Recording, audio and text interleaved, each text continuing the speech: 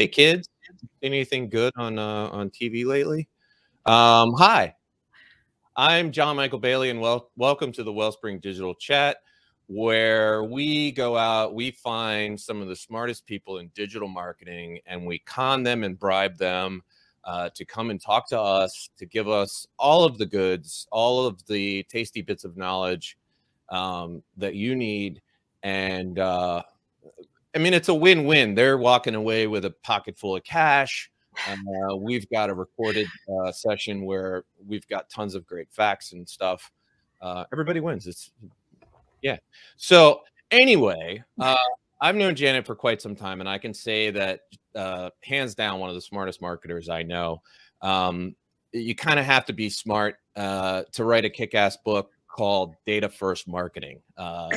Believe me when I tell you it's a page turner, which when you see a title like Data First Marketing, you wouldn't think it would be a page turner, but it's quite good.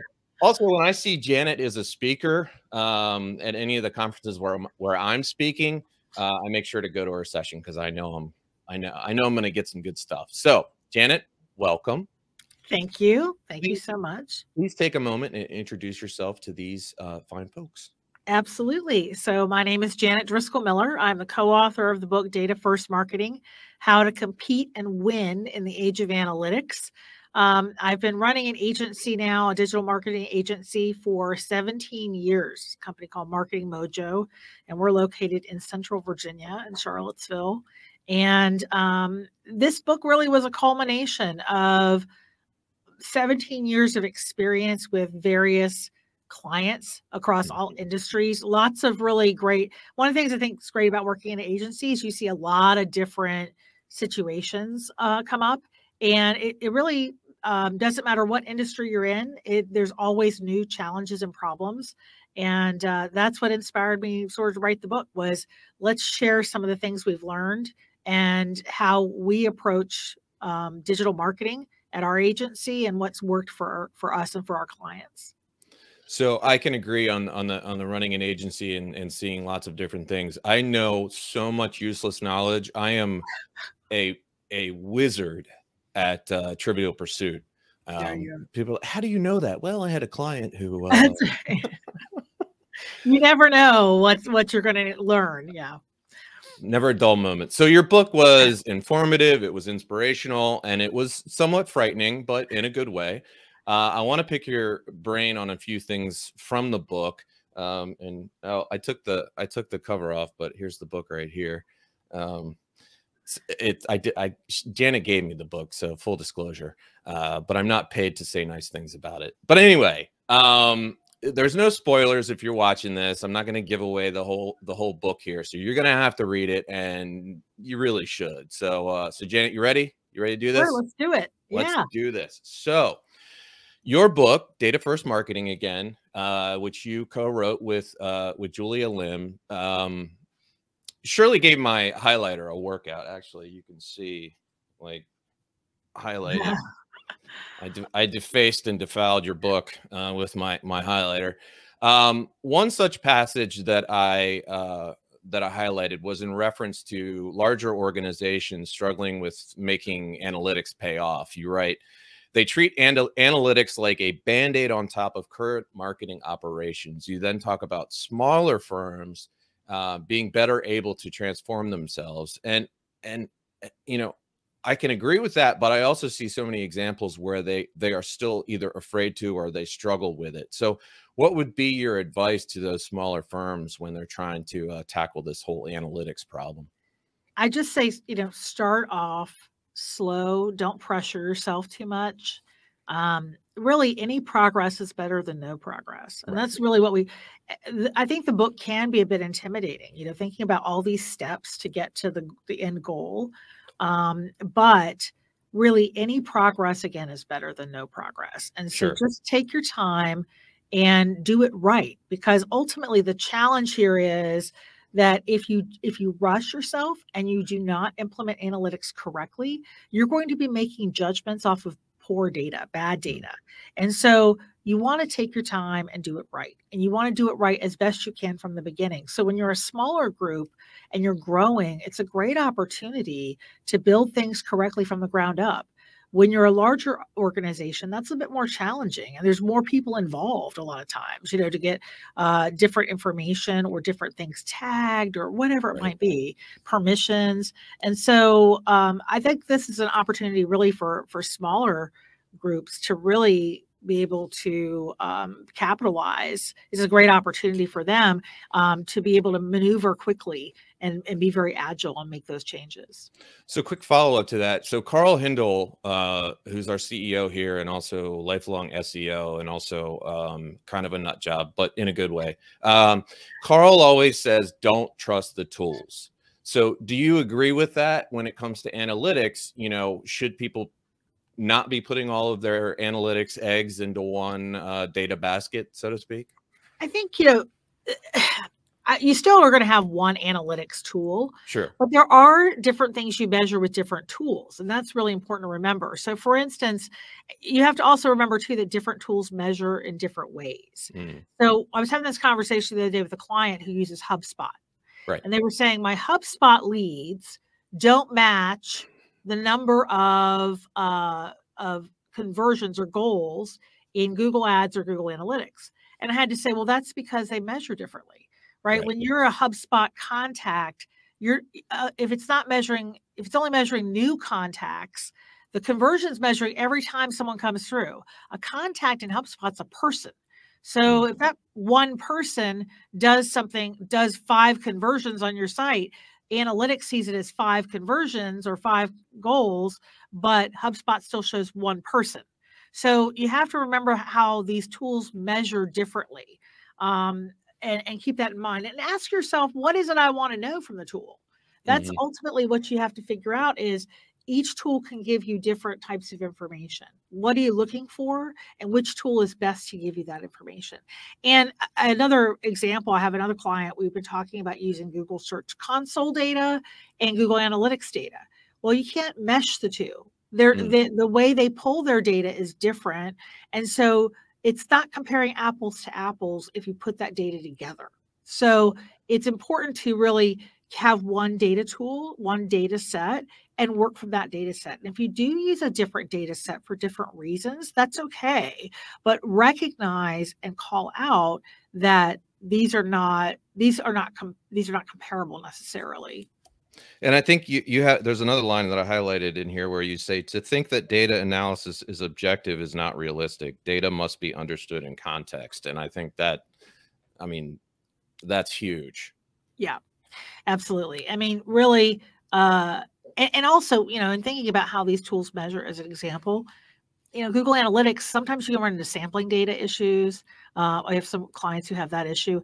Same thing with Google Search Console. That tool is a great tool, but it's a sample and you don't know how big the sample is. So what if it's the sample that's on one end that did a lot of activity on your site versus the other end, the other 80% maybe that didn't. So you're really not sure exactly that the sample size is representative. And so you have to be really careful about how much you're taking from that data. It can be a great and informative, but it may not be exact. And that's the thing that we have to really keep in mind as marketers is it can guide us, but we should not ever think that it's absolute in any way. Words to live by right there when you're talking about data, as far as I'm concerned. Another passage from the book was specific to data first marketing, but I think it applies across the board. And it reads, embracing data first marketing starts with defining and aligning marketing goals with business goals. And to me, this seems so, obvious, but it keeps needing to be said over and over. So why is this? Why does it keep needing to be said? I think in part what ends up happening, and especially in larger organizations, but really in all organizations, is that when we set goals at the business, the top part of the business, the CEO, the CFO, the chief sales officer, all these folks setting these goals for business and what the revenue should be and what the lead generation should be. Those goals don't always get passed down throughout the organization, down to the lowest level, the basic level, foundational level of the organization. And so as marketers, we know that we should drive more leads. We know we should drive more revenue. but we don't always have a goal in mind. We don't know that we should have this many leads or, this much revenue that we bring in. And in addition to that, I find that a lot of the goals that are set up at the top often are not based on realistic numbers. I find that regularly. Like I was working with a client the other day and they said, here's our lead generation goals. And I said, okay, but your budget's going to be the same as last year and you want to triple your leads. It's just it's not realistic, right? Not Maybe adding up. it doesn't, yeah. Or we want to, we had a B2B, and a lot of times you see in B2B that like December is not usually a terribly good month for most B2B companies from a lead generation or a revenue perspective. Sure. Yeah. And they had said that they were going to get the most revenue for the year in December. And I was like, where'd that come from? We can see historically that's not what we see, in your organization. So there's I think a lot of times too, these goals are even at the higher levels of the organization are aspirational. They want to do these things, but they don't always base their decisions on these goals based off of actual data and what may truly transpire in the coming year. But passing those goals down throughout the organization is important. And so in the book, we talk a lot about how marketing needs a seat at the table. Marketing needs to be there to say, this is what we did. This is what we can do. Here's how we can contribute to this business goal this year. And in part, I think in the past, we haven't been invited because we're seen as the organization's group that makes things look pretty. Right. And we do more than that. We do a whole lot more than that. But we want to have that respect, and we want to be seen as an organization that is focused on these goals and actual financial goals for the company, not just branding goals and things like that, which are also important. And I don't want to diminish those. Sure. But that certainly don't necessarily directly speak to the bottom line of how the company performs. It's, it's one of those things where, and I'm sure you've seen this, I've been reading about it, about breaking down silos and giving marketing a seat at the table and all that stuff. And, people get busy and they lose sight of what's important, and they think, oh, marketing, they're going to order the tchotchkes for the trade show table. Exactly. That's it. That's so much more than that. So another issue that kind of relates to that is I want to talk about vanity. So we are forever telling marketers not to focus on so-called vanity metrics such as likes and followers. And you say in the book, and I'm paraphrasing a little bit here, you say it's not about making something you'd be proud to submit for an award. Amen, sister.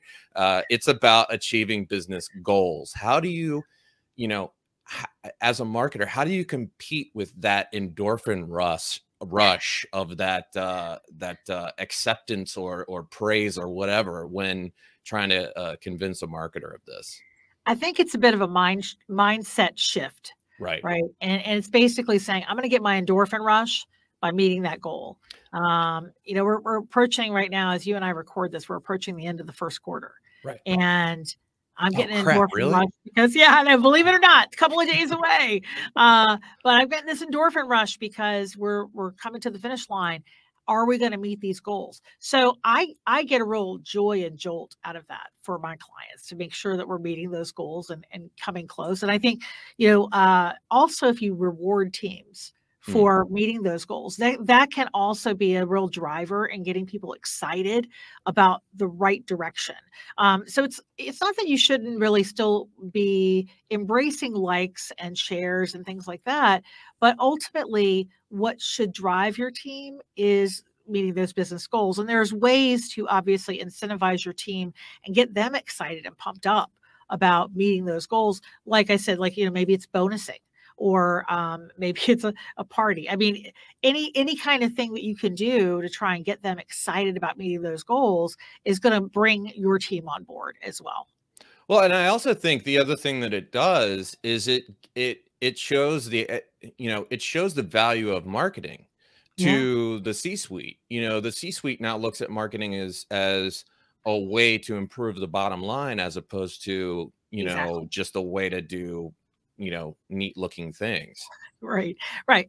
You don't have to just make things look pretty. You can actually contribute Right. to the success of the company. And, ultimately, I think as marketers, we don't always like to think of ourselves this way, but really our job is to support the sales team. That is to support and drive sales. And so we really have to be working with them closely to really achieve those goals, and really making sure that they meet their goals, because when they meet their goals, we keep our jobs and we get Right. bonuses, and that sort of thing. So it's really important for us to do that. And so you can't work in a silo and do that. You have to be able to work with the rest of the organization and get them on board. And that can be challenging, especially with the sales team at sometimes, especially when you're trying to get sales data. And you need it as a marketer to be able to say, well, what worked, what didn't, and if you're working in your own little vacuum of just what you have in marketing data, and you don't have the sales data, and you don't see the outcomes of what you're doing, it's going to be very difficult for you to, as a marketer, to know what really was successful and where your money is best spent. And that's honestly where a lot of the animosity starts to occur, when there's that disconnect. So yeah.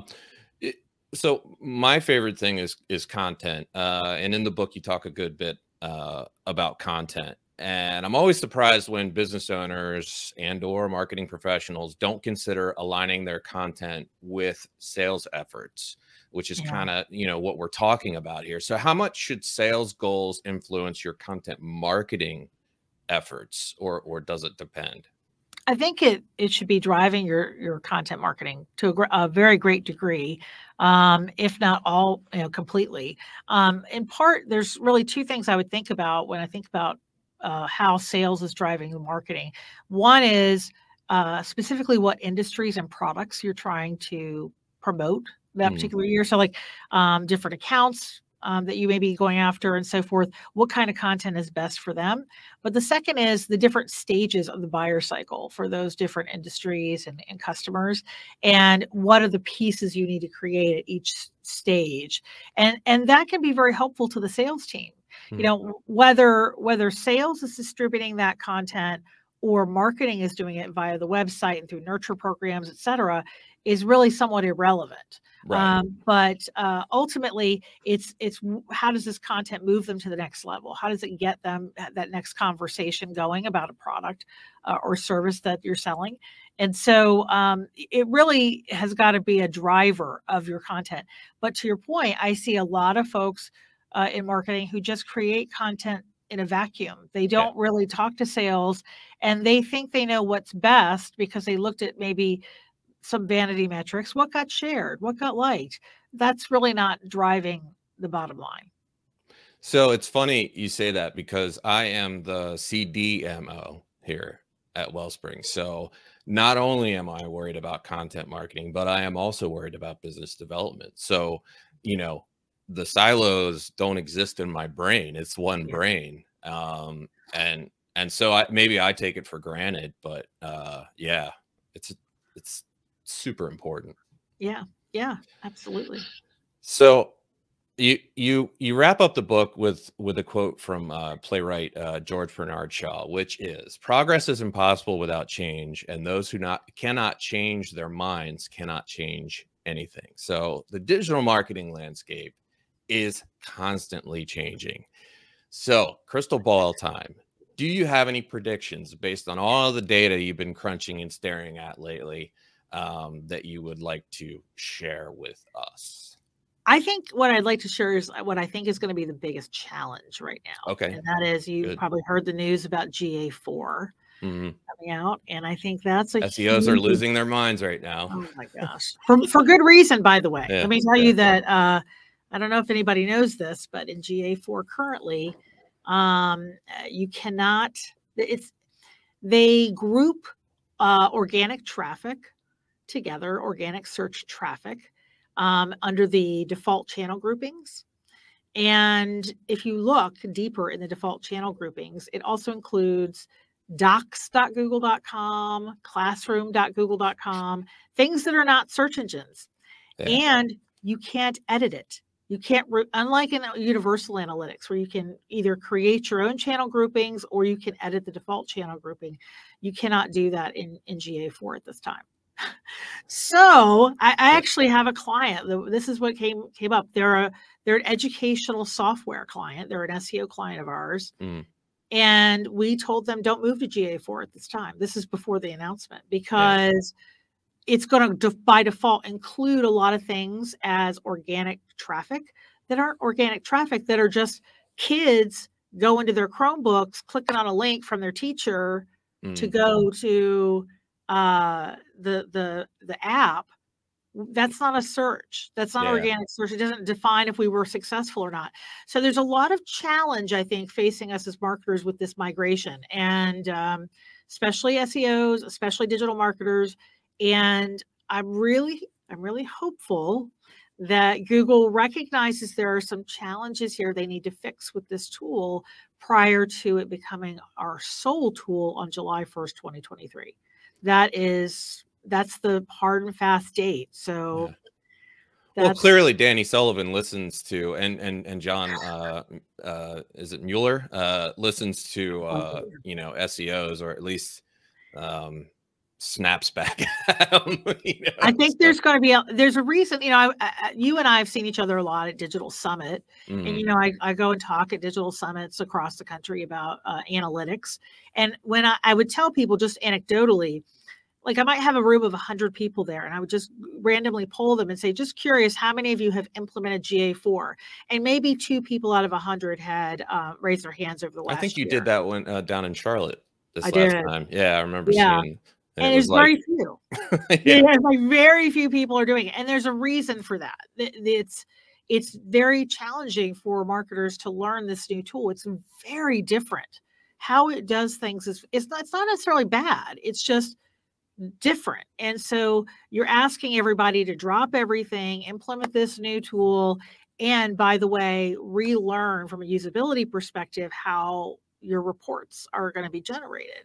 And then come to find out, not even as accurately as you'd like them to be. So, so there's definitely a lot of challenge as a marketer, and I'm working on some presentations and some pieces right now to help people migrate, because I think that is really going to be a big challenge facing all of us. And if we don't start that now, come July 1 next year, you won't have year-over-year data.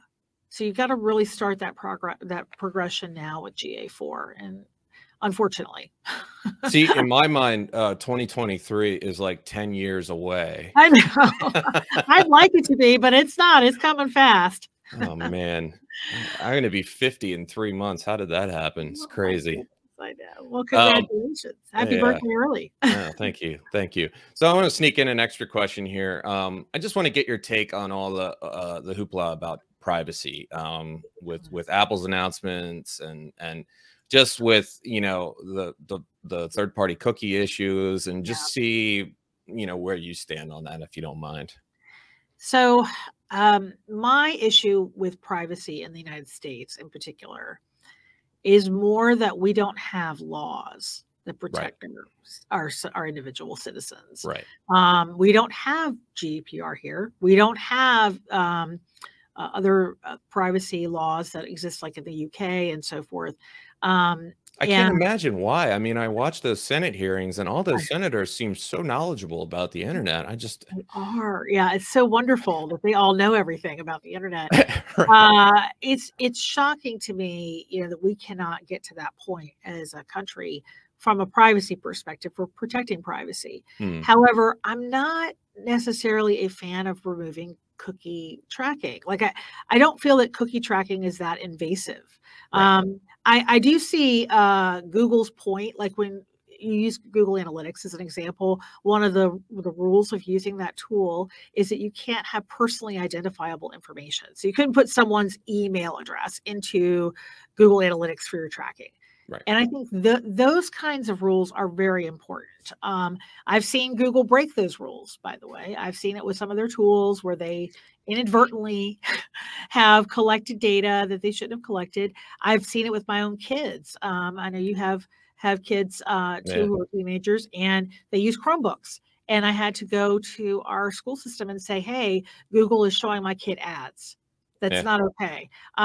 Things like that. So there are definitely some issues with privacy. I don't feel like cookies are our biggest problem, though, quite frankly. And I do think it's going to be a challenge for us as marketers as we go to this cross-device world. Where in some ways, getting rid of cookies and coming up with new ways of tracking is going to be helpful, because so many people are using multiple devices anymore to do their research and purchase cycle, that to really understand the customer journey, you need to be able to go cross-device. But cookies don't allow you to do that today. So I think there's I have great optimism for what's coming in the future. But I do think that the emphasis on cookies is a little bit hard. Misguided. Yeah, misguided. Yeah, exactly. Yeah, I don't think it's as bad. And I do think too, like cookies offer us a lot of really good things that people aren't thinking about, like the fact that I don't have to log in every single time to something. I can have my login saved and things like that. Those things are helpful. And so if we got rid of cookies altogether, it's not going to be it's going to take away some things I think that users actually really enjoy as well. I don't want to live in a world without cookies. I mean, when I'm having a bad day, a nice warm chocolate chip cookie is that's going to make it for me. So absolutely. Well, Janet, thank you so much for being here. Again, read her book, Data First Marketing. Highly, highly, highly recommend it. I'll put a link in the below in the transcription. So thank you so much for being here. Well, and John, also, I wanted to let you know that I'm willing to give a free book away if anyone would like to sign up for a chance to win a free book. If you go to bit.ly/Wellspring book, you can sign up and be entered in the drawing for a free copy of the book. If you want to put that link in, then people can click will. Yeah. Janet, you're the best. Oh, thank you. Thanks for having me. Thank you so much. Yeah, this is good stuff. So awesome. I'll see you at a digital summit soon. Yepper. I'll be there. All right. Bye. Bye.